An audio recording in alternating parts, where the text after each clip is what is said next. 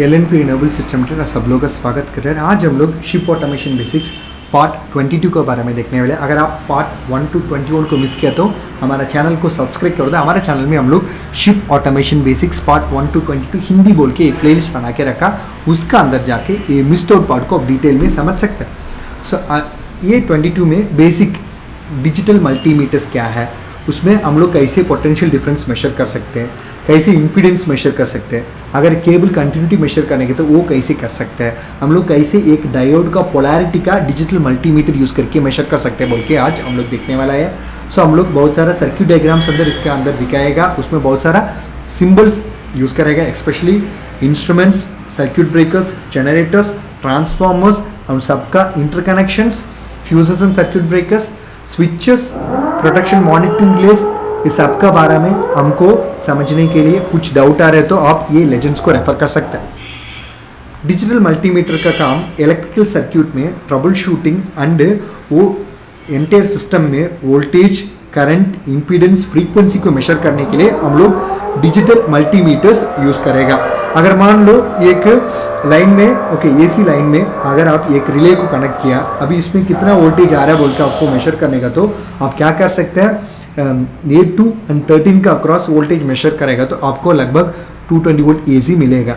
Same way में भी कुछ कॉन्टैक्टर्स है कि उसका अक्रॉस कितना वोल्टेज आ रहा है बोल के आप रियल टाइम में मेजर करने का तो आपको पॉजिटिव प्रोब को किधर रखने का 13 में, नेगेटिव प्रोब को 8 में रख के आप बराबर मेजर करेगा तो आपका वोल्टेज मिलेगा। ठीक है। एंड मोस्ट इंपॉर्टेंटली अगर आपका 3 फेज मोटर है, उसका वाइंडिंग का अक्रॉस इंपीडेंस कितना है बोल के मेजर करने के लिए आप क्या कर सकते हैं, W1 W2 का अक्रॉस रेसिस्टेंस में रख के मेजर करेगा तो आपका इंपीडेंस वैल्यू मिलेगा।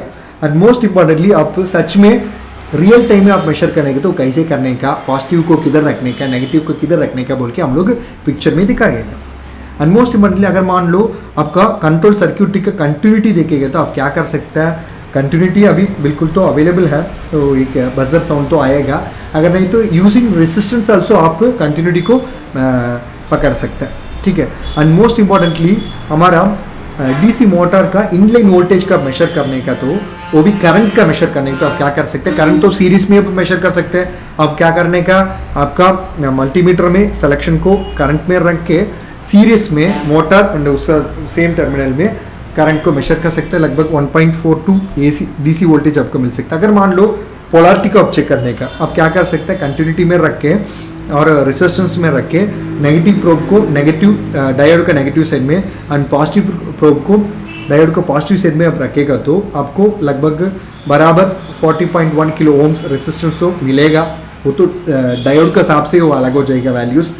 अगर आप पोलैरिटी को चेंज करके रखें तो आपको 0L बोल के मिलेगा। ठीक है।